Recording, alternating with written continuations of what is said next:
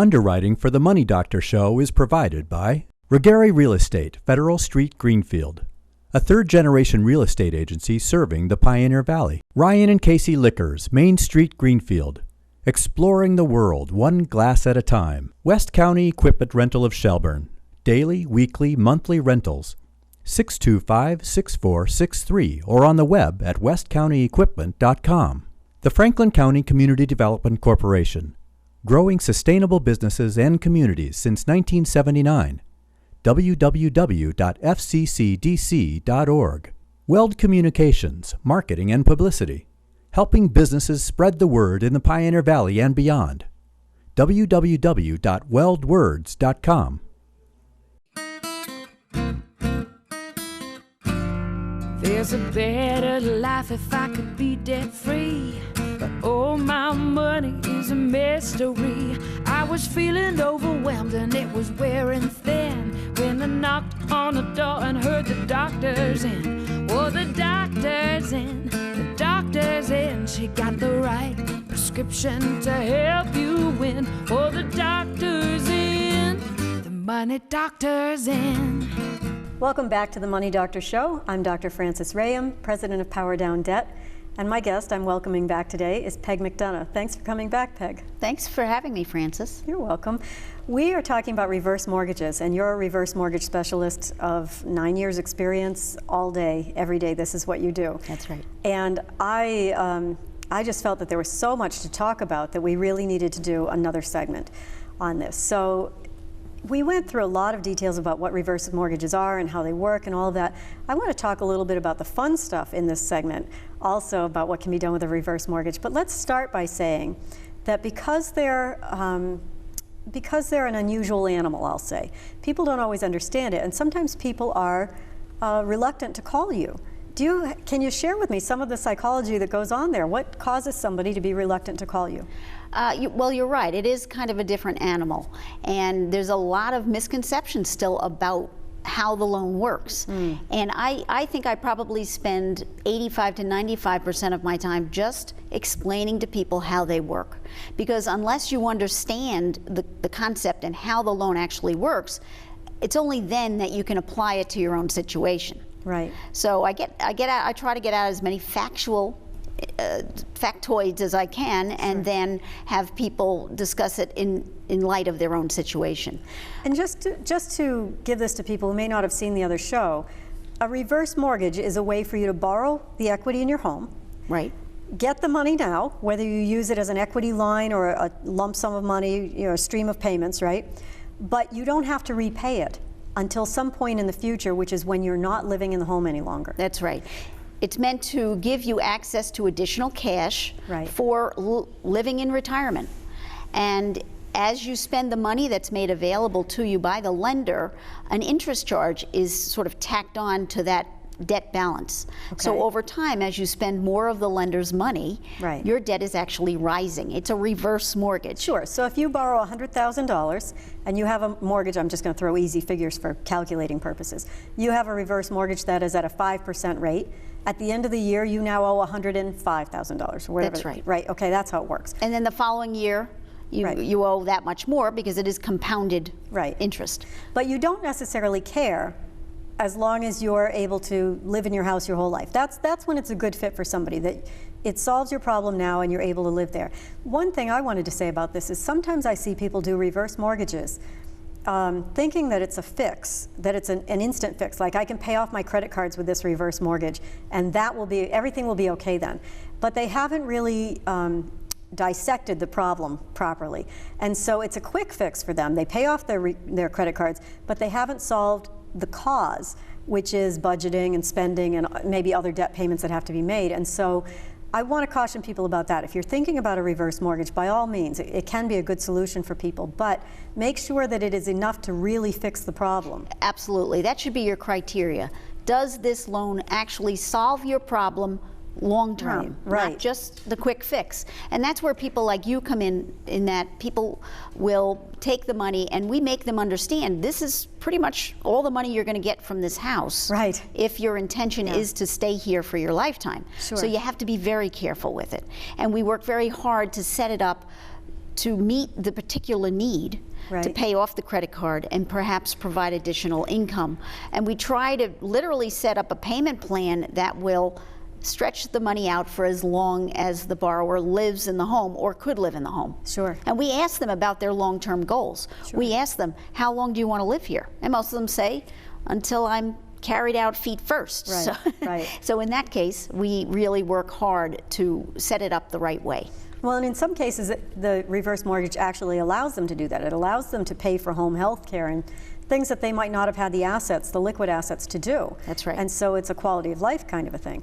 Nonetheless, there are a lot of consumer protection rules around this, one of which is counseling. So can you tell us a little bit about what's required to Yep. protect people against getting bad reverse mortgages? Yeah.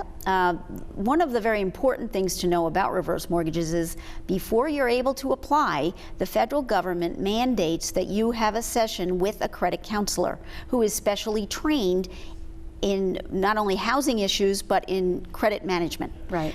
Debt management. And that session, again, is a requirement. It is something that a potential borrower must pay for themselves. And there are agencies around the Pioneer Valley, for example, who do this type of counseling.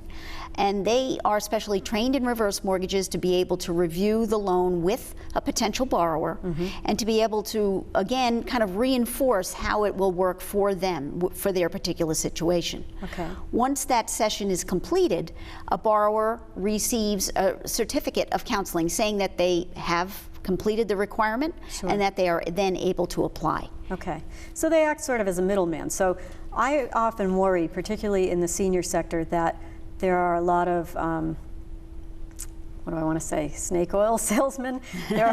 I'd love to be nicer about it, but I don't think I can. They're a target. Seniors are often a target, and I really despise that. So I love that this sort of safeguard is in place. Yes, the government had actually, that was their requirement of the loan. In creating the loan with the mortgage industry, they put safeguards in place, making it safer. Sure. Because seniors are a protected class. Right. And they have to have the counseling. The other good thing is the counseling is open to family members as well. Right. You can go along with a parent Sure. or an aunt or an uncle or a grandparent to the session so you know exactly what they're doing as well. Well, that only makes sense.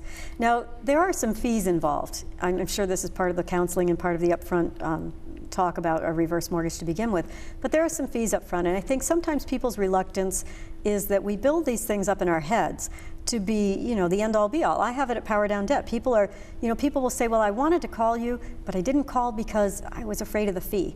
Even though we make it free for them to come for a counseling session. And the same thing must be true with you. Absolutely. Tell us a little bit about what are fees realistically? What should people really expect? Okay, there are actually 3 categories of fees connected with obtaining a reverse mortgage. Okay. The first and most important is the federal mortgage insurance. Right. When you apply for a loan, you're actually also applying for a policy with the FHA to insure your mortgage. Okay. There is a cost associated with obtaining that insurance, which for a reverse mortgage is 2% of your appraised value. Okay. So it's a good sized number depending on how At $100,000, it's a $2,000 charge. Charge, right. Correctly. Correct. The second charge is an origination fee to the lender. That pays for the loan officer's time and the processor and anybody who works on your loan to get you the loan, the Okay. paperwork and so on. Sure. That is all included in the origination fee. Those fees will vary by lender, and that's something that a potential borrower can discuss with a lender beforehand. All right. The third category of fee are the closing costs. To arrange a reverse mortgage requires the help of other people, namely an attorney, Right. and we have to do title work, and we have to buy a title insurance policy, and so on. There are certain charges that are unavoidable with obtaining any mortgage, let alone a reverse mortgage. right. So that's the third fee.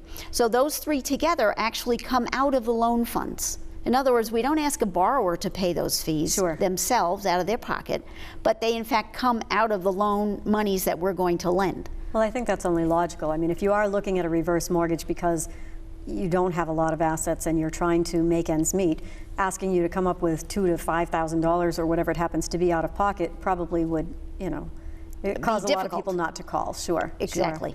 Sure. So the fees can be serious, but they can be financed, right? Much like other mortgages where we're used to rolling in closing costs and things in our mortgage. Exactly. Tell me about HECM for purchase. Well, the HECM for purchase came out at probably the end of 2010, and it's a new twist on the standard reverse mortgage, which allows a person over the age of 62 to actually purchase a primary residence. Okay, so HECM is home equity conversion mortgage. I learned that in our last show. That's okay. right. So home equity conversion mortgage. So you're somebody who maybe is 62 or older, you're wanting to downsize. Right. So you have this big house, you've raised your children, but now it's getting too much for you to keep up. You want to buy a nice little tiny dollhouse or a condominium that's more appropriate for a retirement lifestyle. So you would go and find that new house, at which point you'd call me up and say, Peg, I found a great retirement home that's going to cost $100,000. I would calculate the reverse mortgage benefit based on the new home value and the age of that borrower. Sure. I would tell that borrower how much this reverse mortgage will generate for them. Right. And then they only need to come up with the down payment on that new home and let the reverse mortgage pay the balance of the sale price. So the thing I love about that, of course I love creative real estate deals to begin with, but the thing I love about that is that allows them to maybe sell their existing home and keep more of that money for their own use and use your money from the reverse mortgage to buy the house, to buy the second house. And not have a monthly payment. That's a big spread. When I said I was going to talk about some fun stuff with the reverse mortgage, this is what I had in mind. Aside from the doom and gloom of, boy, we can't make our ends meet and so we have to access the equity in our house, which certainly is good news that you can do it, but this is a creative way to look at this really positively, which, I'm all about positive attitude. Sure. So this is a way to look at a reverse mortgage really positively and actually use the equity in your home and the new home to be able to buy it without that payment. So now you can downsize. I mean, just to recap this, because there's a lot to absorb here. You can downsize, sell your existing home, keep more of your own money from that sale in your pocket, only come up with the down payment, and use the reverse mortgage, which you don't owe a payment on, to buy the next house. You don't owe a payment on as long as you live in that home. In the primary home that you're about to buy. That's right. How much fun is that? It's great. Who doesn't want to do that, right? A lot of people do. Well, I think a lot of people, I mean, certainly most people don't have any idea this exists. That's true. And, we lenders are doing our job to get the word out to realtors and to senior groups and tour groups and anybody who wants to know about it. Yeah, I mean, that's just too much fun. And I have to say, I'm not in the reverse mortgage field. That's why you're here. But even where I deal with finance all day, every day, the HECM for purchase was new to me. And we brought it up on break, and I said, we have to have her back for another segment. Again, just to recap that, just so that people really get that, you can take the house you live in now, downsize it, go to your next house, use a reverse mortgage to help pay for the next house, not have a mortgage payment on the next house, and keep some of your own cash in your hands so that you're able to live a better lifestyle. Absolutely. I think that is ingenious and a great idea. I mean, anybody that wants to know more about this certainly can get their information through us at Power Down Debt or the Money Doctor Show. I think we have an email now that is info@themoneydoctor.tv. That's right. And financial planners are now using that tool, the HECM for purchase tool, to incorporate it into people's long-term retirement plans. Sure. Because even if you're in your 40s or 50s, if you're planning for your retirement and you say to your financial planner or that, someday I want to move to Florida, this is something that your financial planner can help you find the most advantageous time to use this as a tool to buy that retirement home. So just way too many choices of things to do with reverse mortgages. I thank you again for coming back to do another segment. Maybe we'll have to do even more on this in the future, but it just keeps evolving. So I'm sure as things evolve, you'll keep me up to date. And, I sure will. And we'll know where we're at. So thank you for coming. Thank you, Frances. My pleasure. Until our next chat, let's keep it positive. Underwriting for the Money Doctor Show is provided by Regari Real Estate, Federal Street, Greenfield, a third-generation real estate agency serving the Pioneer Valley. Ryan and Casey Liquors, Main Street, Greenfield, exploring the world one glass at a time. West County Equipment Rental of Shelburne. daily, weekly, monthly rentals. 625-6463 or on the web at westcountyequipment.com. The Franklin County Community Development Corporation, growing sustainable businesses and communities since 1979. www.fccdc.org. Weld Communications, Marketing and Publicity, helping businesses spread the word in the Pioneer Valley and beyond. www.weldwords.com. Welcome back to the Money Doctor Show. This is our Ask the Money Doctor segment. I'm Dr. Frances Rahaim with Power Down Debt. And actually, Chris Collins, my executive producer, is in here to help us uncover the answers to a few little questions. But I wanted to start off by saying, for those of you who saw the show that we did for military-based personnel with Staff Sergeant Martin Sheridan. And if you didn't see it, go to gctv.org and watch it. You can, yeah. He's a soldier with the U.S. National Guard, Army. So he had lots of great information, and we actually ran out of time. So there were a few helpful resources that we wanted to touch on locally. And of course, I have to go to my notes on these because okay. I'm not the military guy. But Charles Lovin on Federal Street in Greenfield apparently is a great resource if you need any sort of military assistance. There's a Soldier On program in Northampton, particularly about housing for military personnel. And then one of the things we really wanted to talk about that we didn't get time for was if you're a soldier and you need to talk to somebody for whatever reason, but those of you out there who need that know what I'm talking about. If you need to talk to somebody 24/7, there is a phone number, and it is 855-620-2727. Again, it's 855-620-2727. And that can be for any reason, right? It can be for any reason, but it's 24/7.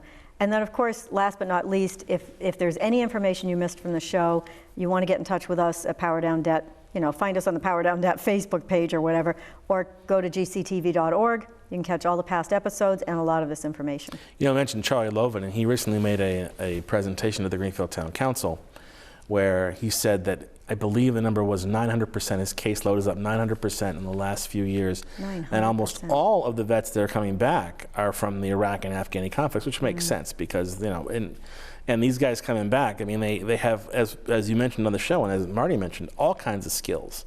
Oh, yeah. And people don't realize, I think, how much real-world training you get in the military, but yet they're having a tough time finding a way to take that real-world training and transfer it into a career stateside. Well, sometimes I think the soldiers have a hard time, and sometimes I think employers have a hard time. Yeah. This is like when you're showing a piece of real estate, and you want it to be empty and clean because people don't have vision.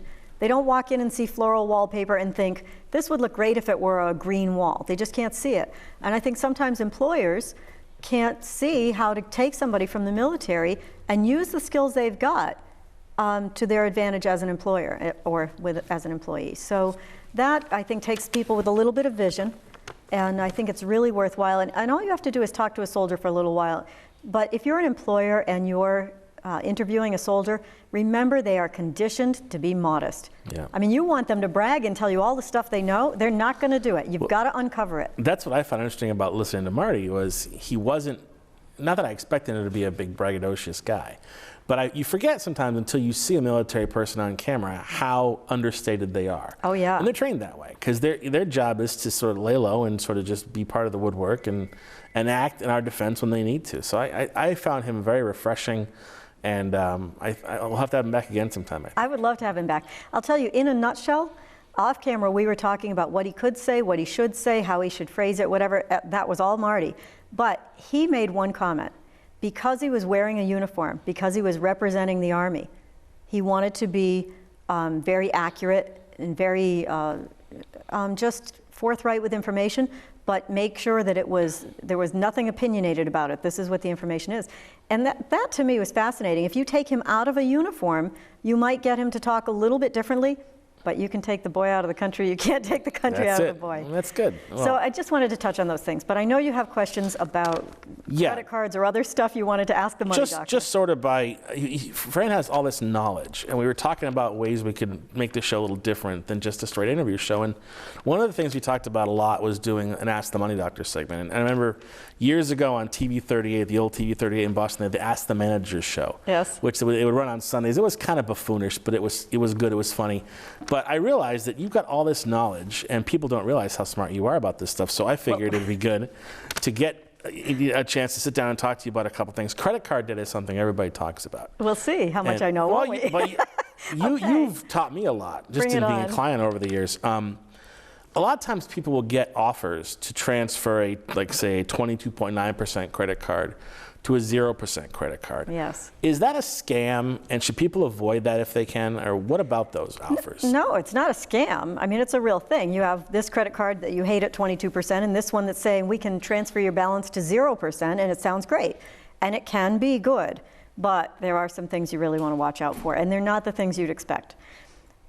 First of all, the one thing people do expect is there might be a fee to transfer it. Mm-hmm. That's a logical thing. So they might charge you 4% to transfer your balance from this card to that card. What you don't think about when you're doing that is they're not charging you a fee of 4%, you've paid it and now you're all square. They're adding it to your balance. So if you have $10,000 on the 22% credit card and you transfer it to the 0% credit card and it had a 4% transfer fee, you now owe $10,400, right?